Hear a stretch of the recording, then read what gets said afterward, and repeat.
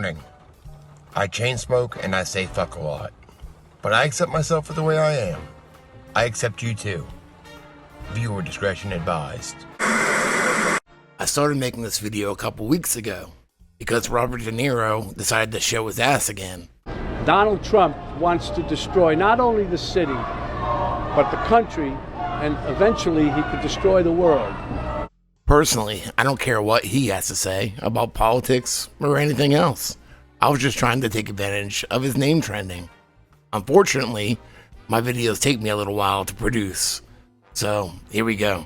Most people mention his involvement in the French prostitution ring, where he was brought in for questioning in 1998.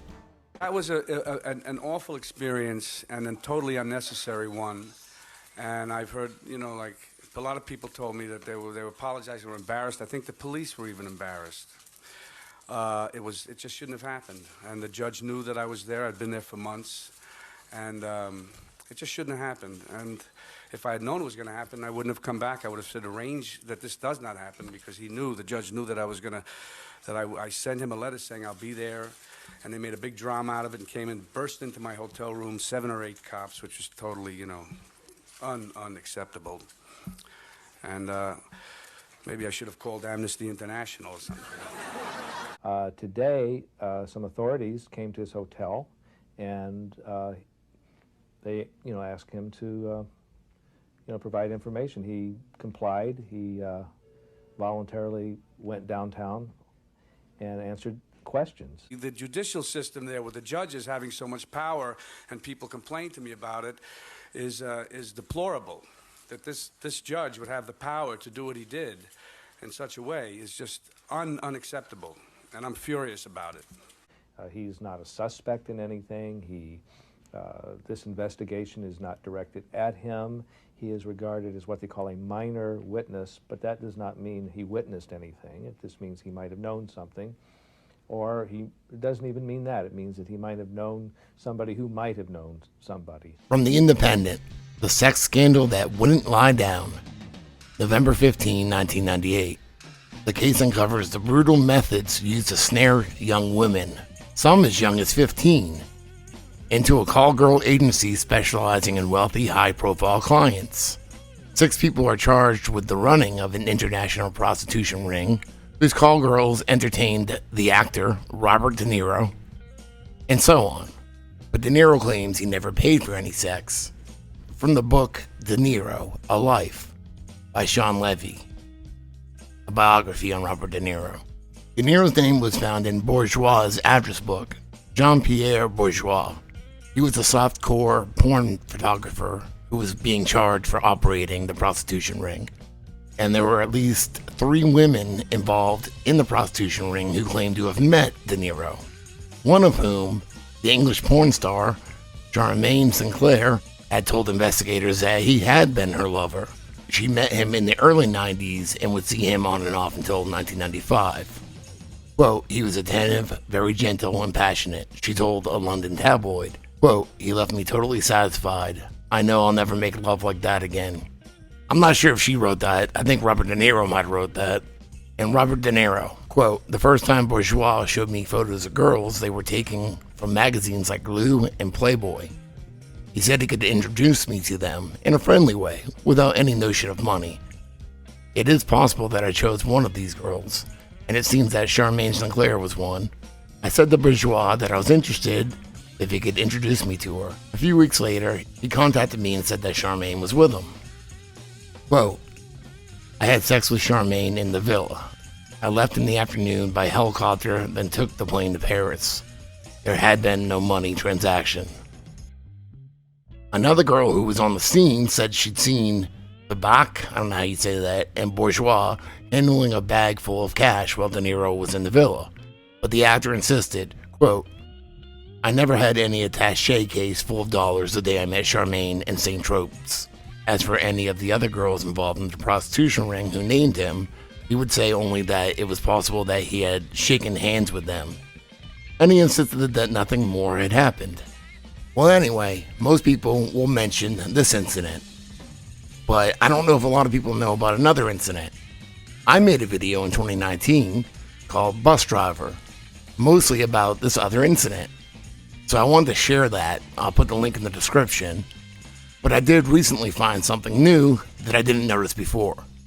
So basically what it comes down to is that the movie A Bronx Tale, starring Robert De Niro, directed by Robert De Niro, and produced by Robert De Niro, hired a bus driver to teach Robert De Niro to drive a bus because he was playing a bus driver.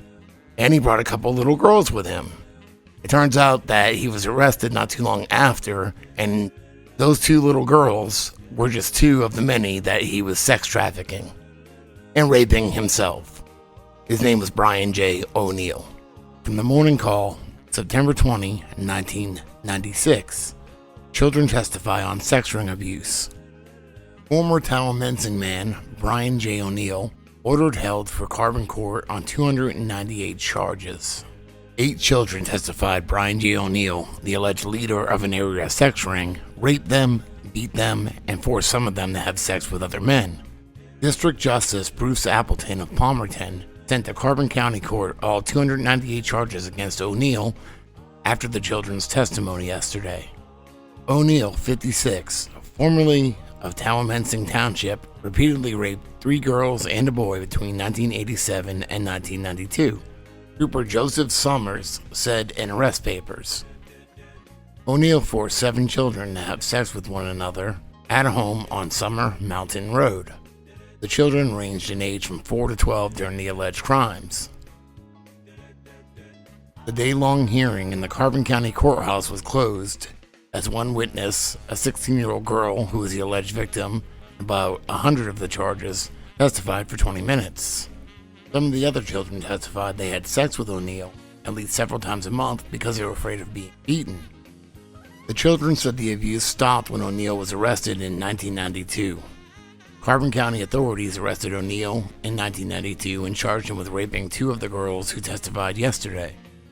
The charges were withdrawn when the girls refused to testify. O'Neill is serving a 20 to 40-year state prison sentence in Dallas, Luzerne County, for a Northampton County conviction in 1994 on statutory rape involving deviant sexual intercourse and corruption of minor charges. From the Morning Call, February 20, 1998. De Niro could play part in real-life Carbon drama. Actor and other stars are on defense witness list for a man in a pedophile case. In a scene too strange for a movie script, Robert De Niro and other stars of the big screen could be coming to the Carbon County Courthouse as defense witnesses for a man accused of pedophilia. De Niro and 2 other actors, one, Balthazar Getty, the grandson of J. Paul Getty, are on a list of alibi witnesses submitted to the court by Bruce Wisniewski, who faces child rape charges. The other actor, Egon Kafka, which is actually Egon Kafka, who has worked mostly bit parts and is an extra, has been named by 2 of the young victims in the court testimony as one of their numerous attackers from 1984 to 1992, and remains the subject of an ongoing investigation by police. Quote, "There are a number of names subject to the ongoing investigation, and his is one," says Carbon County Assistant District Attorney David Addy. Kafka contacted at his home in LA, said he never heard of Wisniewski. He did, however, know Brian J. O'Neill, who was found guilty last June of more than 230 counts of molesting the 2 girls and 5 other children. O'Neill, who allegedly participated in pedophilic acts with Wisniewski. O'Neill will spend the rest of his life in prison. And when I made the other video, I didn't know that one of the girls was staying with somebody that worked for Robert De Niro. From the Morning Call, April 21, 1998. Wisniewski trial will start minus actor and witness role.